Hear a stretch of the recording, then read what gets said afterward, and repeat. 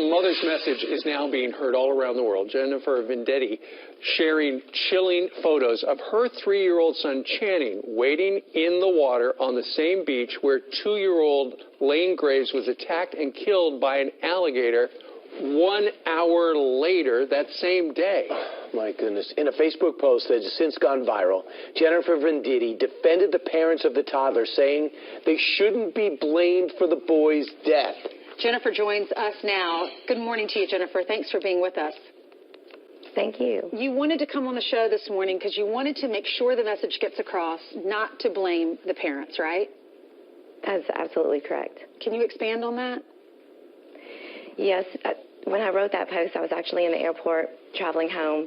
I got on the internet at the airport just to see if they had updated the progress of the search for the boy. I was certainly hoping that they had found him for the parents before I got on my flight. When I was checking online, I saw the numerous posts that were just criticizing the parents. They should have been closer. They should have been watching. They were negligent. They just weren't paying attention. And as if my heart could break any more, it certainly did when I started reading those posts, just thinking about that poor mom having to go back to her house and get on her plane without her child. I was able to get back on my plane with my child, and I really didn't think anyone read my post besides my mom and my sister and a few friends. So when I read that, it was just, I really didn't put much thought in it at all. I just quickly stated that my son was there, and I was giving him my undivided attention. He was my only child that was with me on vacation, and I allowed him to do the very same thing and even stopped and took pictures of him standing in there. Did you know there were no swimming signs, but did you know there were alligators right there? No, I think that's what people are having a hard time wrestling with, is that area is a very central location. It's the family focus, I would say, of the resort. The splash pad is right there. That sandy beach is right there. The beach is very small. There's a fire pit and a restaurant. It's well lit. It's not off the beaten path. So, no, I would not speculate that there would be an alligator right there in a central location. So you that never crossed my mind. And you said it was very small, too. You said you can't help but wonder if we played with him, and did you talk to the mom? What do you recall? Yes.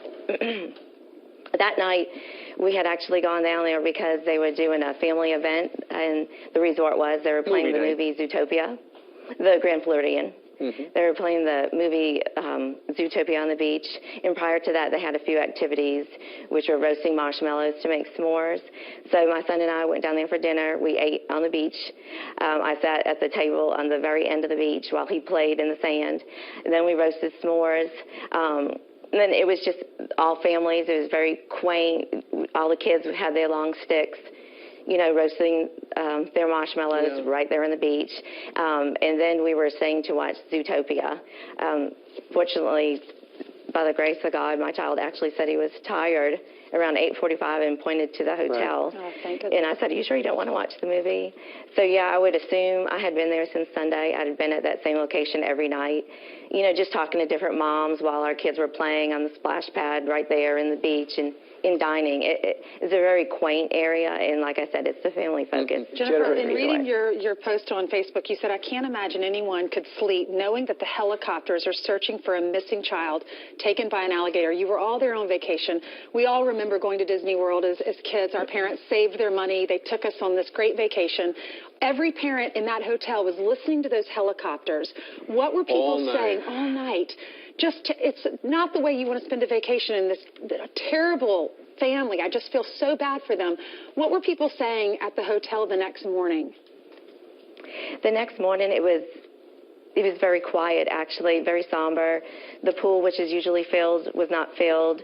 There were security guards just making sure random people obviously weren't coming in to try to take pictures of the scene, because you could easily walk by it. There were sidewalks right there. Hotel employees were asking not to take pictures, obviously. So it was very somber. And I felt like everyone was just looking at our own children, realizing that it really could have been any one of us. Sure. And seeing your son there, knowing that alligator was probably 15 feet away, because that's where evidently it was. And knowing that mom was in a hotel room in your hotel, grieving. Oh, it was, you know, the helicopter was just making circles. So every time it would get loud and I knew it had made another loop, it was another loop I knew it had made without finding that child. And I think it maybe stopped around 1 for a few hours. And then I remember as soon as I woke up, my first thought was, have they found him? Yeah. And maybe 10 seconds later, I heard the chopper coming closer. And at that point, I knew I didn't even need to check the internet, that they obviously had not found him yet. Well, Jennifer, thank you very much for joining us today from Jackson, Mississippi, and sharing your story and your point of view, which is do not blame.